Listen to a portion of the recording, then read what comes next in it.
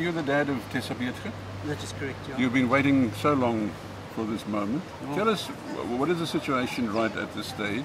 It might change by the time this video is broadcast, but tell us, what is the situation now? What do you know about her future? All I know that Tessa's been released from the prison. Yeah. And she's actually in a holding cell at the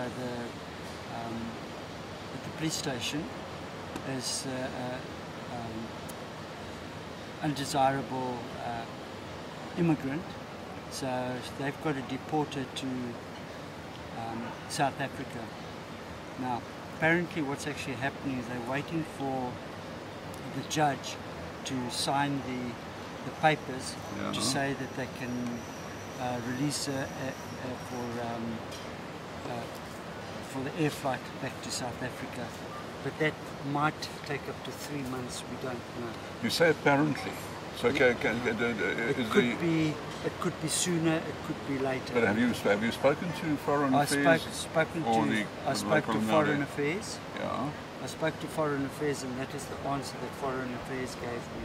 Okay. That they're just waiting for the Brazilian government to sort that out, but they are going to get hold of the consulate in Brazil to confirm and to find out all the details for us. Okay. But so far I've had no follow-up on But basically she's still in jail? She's still in jail, yes. Okay, all right. So it's only the decision that's been taken for about her release. That's correct. All right. Yes. Now, tell us, when last did you speak to her? I spoke to Tessa. The last time I spoke to her was actually at her mother's funeral. Okay. That was in October, when her mother died. We managed to get hold of her. She spoke to her sisters as well at the same time. So she spoke to her daughters and her sisters and myself. And the state of mind? Is she upbeat? Very upset yeah, of course. under the circumstances. Yeah. But other than that, her faith is very, very strong, and she believes that God has actually called her mother. Yeah. And she knows that her mother is unfortunately in a better place. Yeah, in a better place. Yes. Yes. Did she give you any idea how she was treated?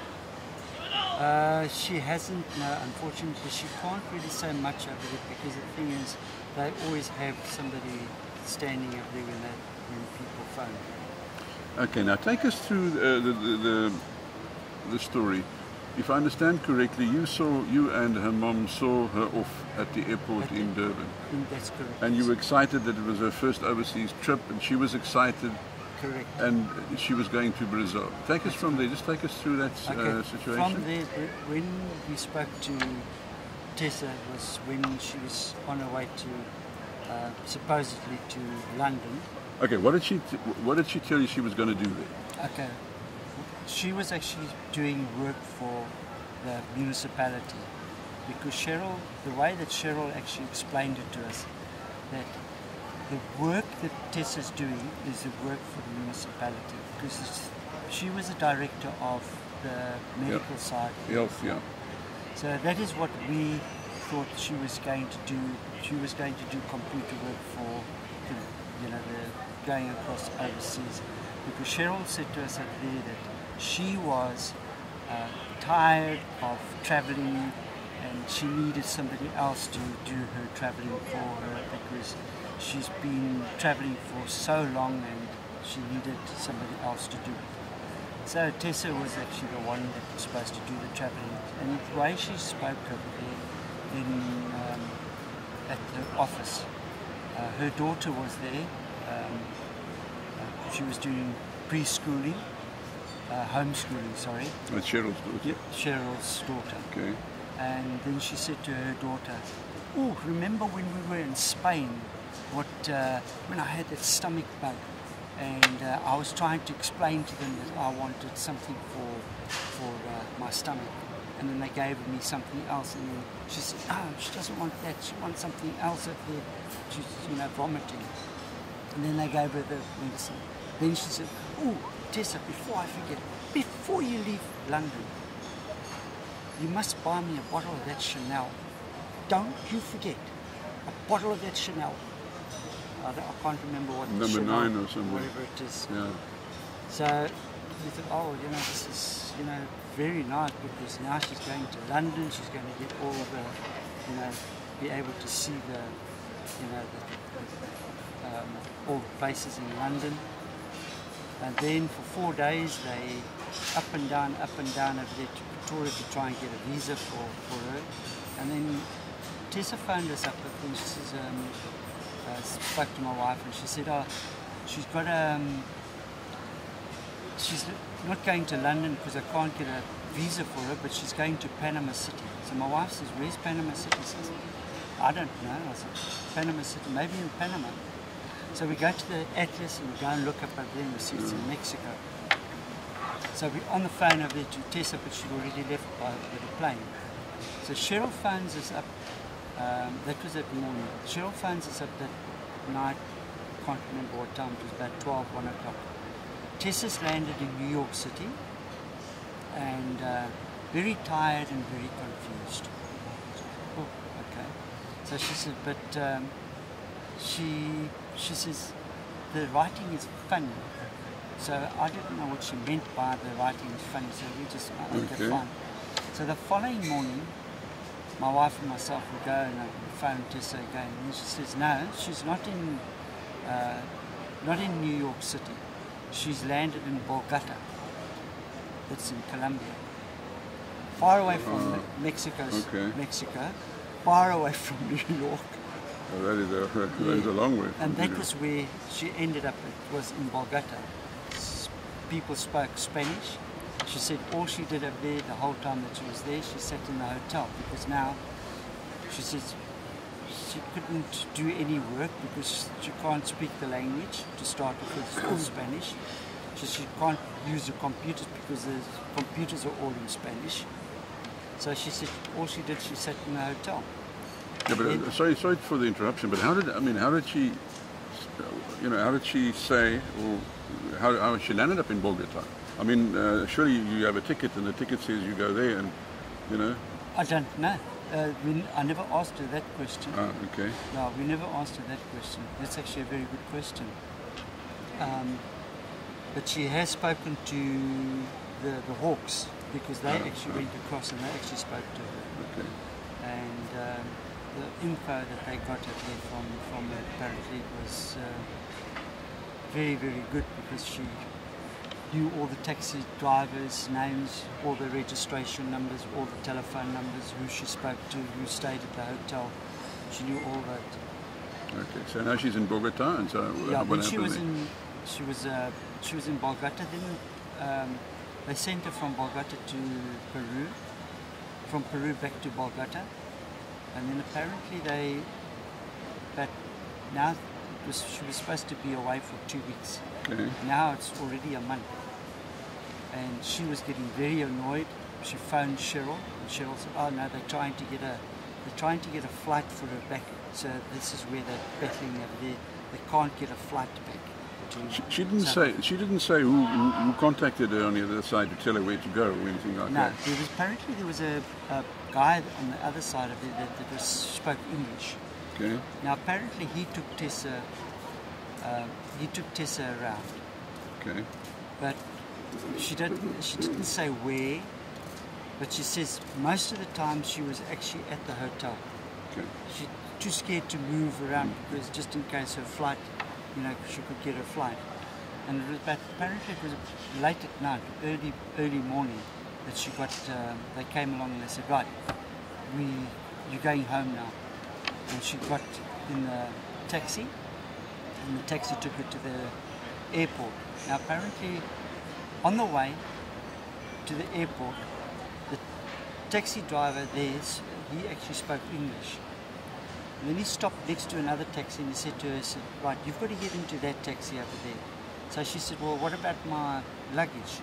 And so he said, no, don't worry about your luggage. I'm taking your luggage to the airport to hand it in. And he's going to take you to the front counter where you, so you can get on the plane. So of course she said, no, okay, fine. And on top of it, he had her passport as well. Okay. So she went with this guy to the airport. They dropped her off. She got on the plane, and she said she didn't see her suitcase or anything like that. And then when she got to Sao Paulo, she went to a guy and said, please, she's from South Africa. She wants to know where does she get her ticket for, okay. you know, get her. So he boarding said, pass or something? Yeah, the boarding pass. Yeah. So she said, he said to her, oh, okay, just follow me. And he took her to her room and he said, is that your suitcase? So she said, yeah. So he says, right, open it, and that's when it started. So when she opened, she said the first thing that she saw was half her clothes was gone. And then she saw the first packet, and it was in a coffee packet. Heroin, I suppose. Yeah, that was a heroin. It was actually in coffee packets. And then there was another, I think 2 or 3 packets. Then she said for about 3 hours they grilled her continuously. Then she eventually got a headache and she said to the bloke, please, I need a headache pill. Can you take me to go and get my tablets? So he said, yeah. He took her there to the suitcase. She dug around in the suitcase, and as she was digging in the suitcase, there was another packet. So she said, oh, here's another packet. That was in the legging of the, longs. Okay. So then he said, he apparently took her back up there and they grilled her for, I don't know for how long. And then that was, after that she actually phoned us up again and said that she was arrested. And they arrested her, and they took her to jail, and that's when the process started. Okay, now, did she try and get hold of Cheryl again after that? Hold of Cheryl. Yeah. Because we tried to get hold of Cheryl. When we spoke to Cheryl and said that Tessa was arrested, then Cheryl said she'll sort something out of there. She'll come back to us. But did she sound worried? Yeah.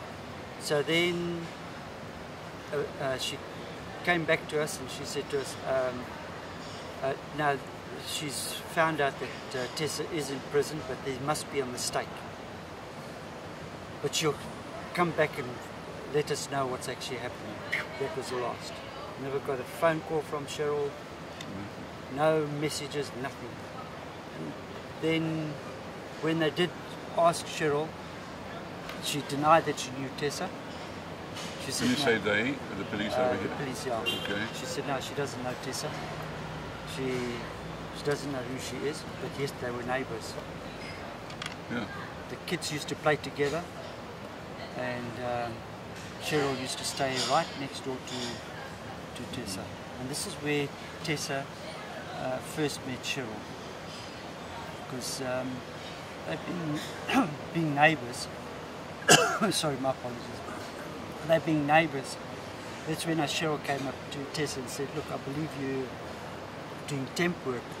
How would you like to do full-time? And this is, Tessa said, yeah. And that's where it started. And that's how it started. And Nabulisa, when did he start fishing? As far as you can Cheryl said that was her brother, and he was going to organise the transport for the flight. He's going to take Tessa to the airport, and he's going to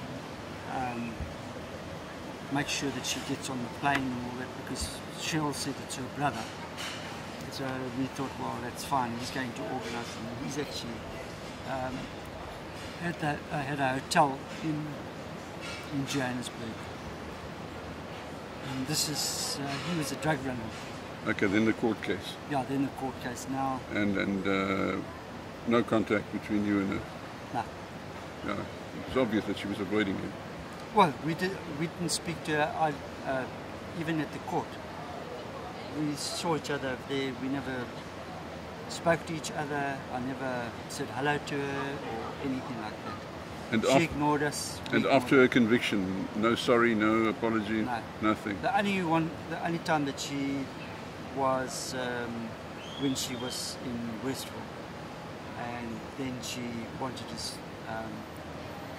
apologize to my wife, Okay. and my wife said, no way, she won't apologize.